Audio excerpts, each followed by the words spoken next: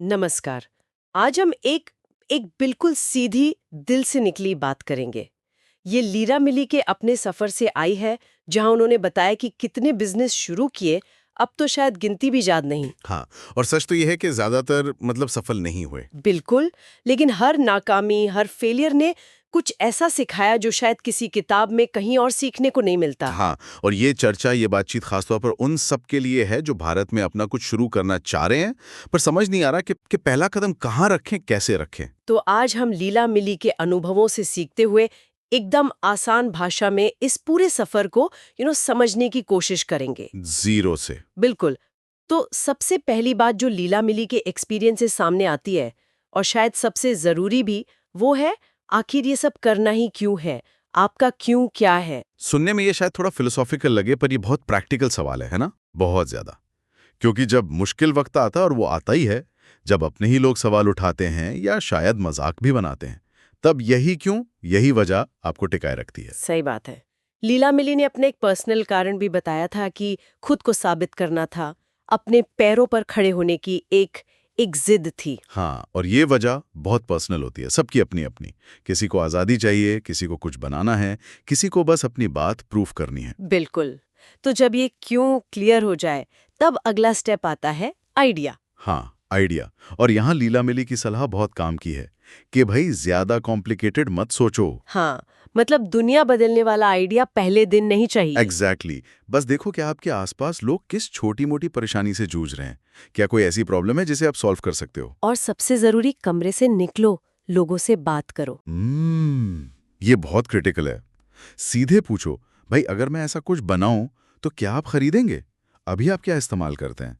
उसमें क्या दिक्कत आती है? ये फीडबैक लूप पहले दिन से। लीला मिली ने अपनी एक गलती भी शेयर की थी ना? हाँ, बताया था कि कैसे जोश जोश में एक प्रोडक्ट बना लिया, बिना किसी से पूछे, बिना मार्केट समझे, और फिर कोई खरीदारी नहीं मिला। उफ, तो ये सबक है, पहले पूछो, पहले समझो, फिर बनाओ। चाहे आप व्हाट्सएप ग्रुप से ही क्यों ना शुरू कर रहे हो, पहले वैलिडेशन जरूरी है। सही कहा। अच्छा, अब वो हिस्सा आता है जिससे कई लोग थोड़ा डरते हैं, ये रजिस्ट्रेशन, कागजी कार्रवाई, लीगल चीजें। हाँ, ये लगता है डरावना, पर देखो इसको हवा बनाने की जरूरत नहीं है। लीला मिली का भी यही कहना है कि ये बस एक प्रोसेस है। ओके। इसे समझना होता है। अगर अकेले शुरू कर रहे हैं तो सोल प्रोप्राइटरशिप है सबसे सिंपल।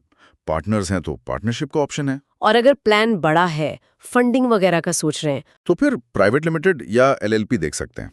इसके लिए जानकारी चाहिए तो startupindia.gov.in जैसी सरकारी वेबसाइट्स हैं, या वकील सर्च जैसे कई ऑनलाइन प्लेटफॉर्म्स हैं, या सबसे अच्छा कोई भरोसेमंद सीए पकड़ लो। अच्छा, और बेसिक चीजें क्या ध्यान रखनी है? देखो, एक पैन तो चाहिए ही। एक अलग बिजनेस बैंक अकाउंट खुलवाना बहुत जरूरी है। पर्सनल अकाउंट से मिक्स मत करो। और हाँ, जीएसटी नंबर अगर आपका टर्नओवर एक लिमिट क्रॉस करता है तो। ठीक है, तो ये थोड़ी क्लैरिटी मिली।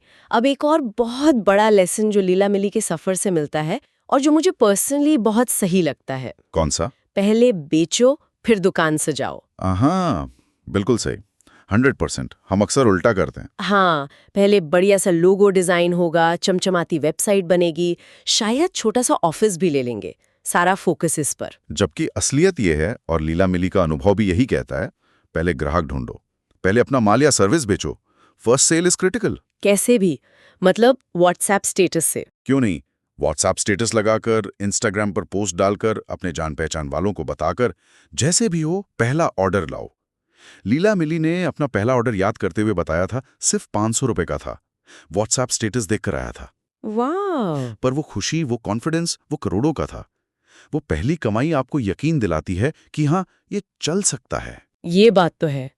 ये पहले बेचने वाली बात सिर्फ आइडिया वैलिडेट नहीं करती, शुरुआती कैश फ्लो भी लाती है, छोटा ही सही। बिल्कुल। लेकिन इसके साथ ही लीला मिली एक और थोड़ी कड़वी सच्चाई भी सामने रखते हैं वो क्या? कि मानकर चलो, तैयारी रखो कि गड़बड़ होगी, चीजें प्लान के हिसाब से नहीं चलेंगी। हाँ, ये एक्सपेक्ट करना ही पड़ेगा। कभी क्लाइंट पैसे नहीं देगा, कभी माल लटक जाएगा, कभी सप्लायर धोखा दे देगा। उन्होंने एक किस्सा सुनाया था कि कैसे एक बार कुरियर कंपनी ने उनका भेजा हुआ माल ही गायब कर दिया, पूरा का पूरा कंसाइनमेंट। अरे बाप रे। फिर उस वक्त तो लगा सब खत्म, बहुत नुकसान हुआ। लेकिन उसी सिरदर्दी ने, उसी प्रॉब्लम ने उन्हें सप्लाई चेन और लॉजिस्टिक्स की वो बारीकियां सिखाईं जो शायद कोई MBA कोर्स या किताब नहीं सिखा सकती थी। सही कहा, हर ठोकर असल में एक क्लास है, एक लेसन है। बिल्कुल, failure is not the opposite of success, it's part of success. और आखिर में लीला मिली के पूरे अनुभव का निचोड़, जो सार है, वो शायद यही है कि चीजों को सिंपल रखो पर चलते रहो, रुको मत। एग्जैक्टली। ज्यादातर बिजनेस इसलिए बंद नहीं होते कि आइडिया खराब था या प्रोडक्ट में दम नहीं था, बल्कि इसलिए कि फाउंडर ने, शुरू करने वाले ने हिम्मत हार दी, छोड़ दिया। सही बात। टिके रहना, रोज कुछ नया सीखना, फीडबैक लेना और जरूरत पड़ने पर, ये इंपॉर्टेंट है, जरूरत पड़ने पर रास्ता बदलने से, पिवट करने से ना हिचकाना। फ्लेक्सिबल रहना बहुत जरूरी है। तो अगर कोई भी ये सुन रहा है और मन में वो सवाल है कि क्या मैं ये कर सकता हूँ या कर सकती हूँ, तो लीला मिली के तजुर्बे से जवाब मिलता है, हाँ बिल्कुल आप कर सकते हैं। इसके लिए किसी फैंसी MBA डिग्री की या बैंक में लाखों रुपयों की जरूरत नहीं है। हाँ, वो हो तो मदद मिलती है, पर वो जरूरत नहीं है। जरूरत है जज्बे की, वो आग होनी चाहिए और सीखने का जिगरा, गिरकर उठने की हिम्मत। और लीला मिली का वादा भी यही है ना, कि वो अपने चैनल पर हर दिन इस सफर में साथी बनेंगे। रोज कोई नई कहानी, नया आइडिया, कोई नया रास्ता वो शेयर करेंगे। हाँ बिल्कुल, ये एक कम्युनिटी बनाने की कोशिश है। तो लीला मिली श्रोताओं से जुड़ने और चैनल को सब्सक्राइब करने का आग्रह करते हैं, ताकि ये सीखने और सिखाने का सिलसिला, ये मिलकर आगे बढ़ने का सफर चलता रहे। बिल्कुल। आज की बातचीत यहीं तक रखते हैं, लेकिन जाने से पहले एक सवाल।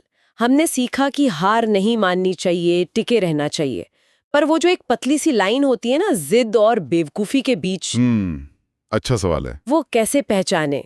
कब तक टिके रहना सही है और कब समझ जाना चाहिए कि भाई रास्ता बदलना है? इसका फैसला कैसे हो? सोचिएगा जरूर। जय हिंद। वंदे मातरम।